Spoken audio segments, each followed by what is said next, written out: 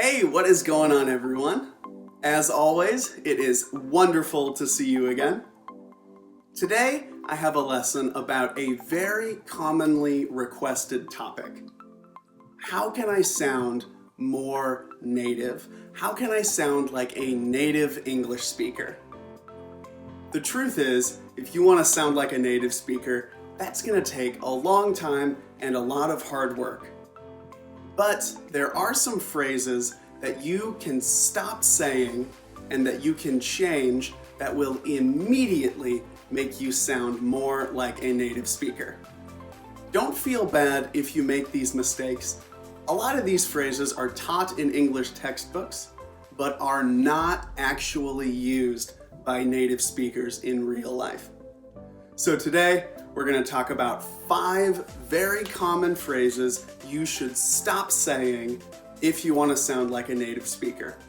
I'm going to explain why they're wrong and how you can change these to make them sound much more natural. Let's get started. Okay, the first thing that you guys should change is the verb play. Here's why. This is not usually taught in English classrooms, but in American English, the verb play has a nuance of being related to small children. So when you say that this weekend I will play with my friends, we think you mean this. So if you are over the age of maybe 12, you shouldn't really say that you want to play or you like playing, because that's something that little kids do. Instead, you can use the verb hang out.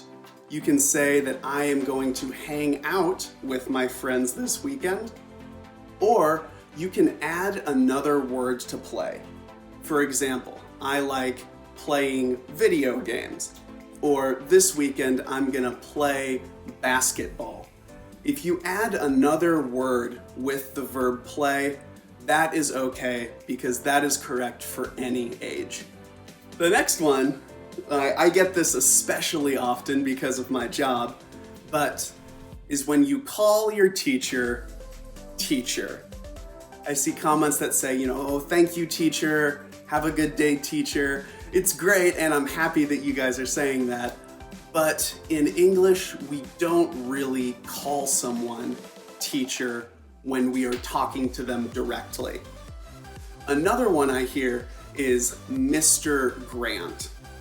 So the reason that that is wrong is Grant is my first name. And when you use Mr., Miss, or Mrs., you actually want to use that with the person's last name.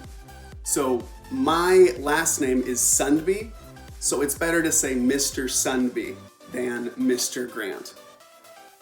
But to be honest, guys, I prefer if you just call me Grant. So if you're commenting, just say thanks, Grant. That's better with me. Okay, the next one I have for you is especially true for Korean students. When I taught in Korea, I heard this one all the time. People would say, how is your condition? Or, I have a bad condition today. I am in good condition. In American English, we don't really use the word condition when we're describing how we feel. It's better to use the verb feel.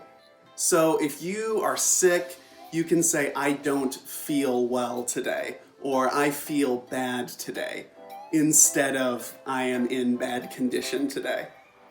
Hopefully that makes sense. The next thing that you guys should change is the way that you answer questions that use or.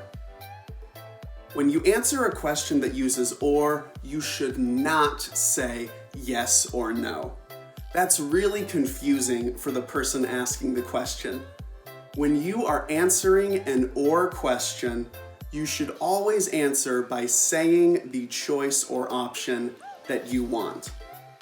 For example, if I say, do you want hamburgers or pizza for dinner? If you say yes, I don't know which one you want. So when you're answering a question with or, don't say yes or no. Instead, say the option that you want. Okay, now the very last one I have for you is probably the biggest and most common. If someone asks, "How are you?" please do not say, "I'm fine, thank you, and you?" I know that English textbooks teach this. I don't understand why, because nobody ever says this in real English conversations. It is way, way too formal and comes across as completely unnatural. Don't feel bad or don't feel embarrassed if you've said this in the past, but here is what you should say instead. You can just say, "I'm good," or "I'm fine, how are you?" It's that simple. If you're with someone that you really know well, and you're actually not very good, you're having a bad day or you're upset, then you can be more honest and say, I'm having a terrible day. It's been a rough week for me. But if it's someone you don't really know well and you're just being polite, "I'm good," or "I'm fine, how are you?" That's all you need to say. Okay, thank you so much for watching, guys. By the way, this is my dog, Molly. Isn't she cute? I hope these helped you. I hope now you can sound like a better, more confident English speaker. And if you have any questions, you can always leave them in the comments. Thanks so much for watching, and I look forward to seeing you guys in the next video. Bye.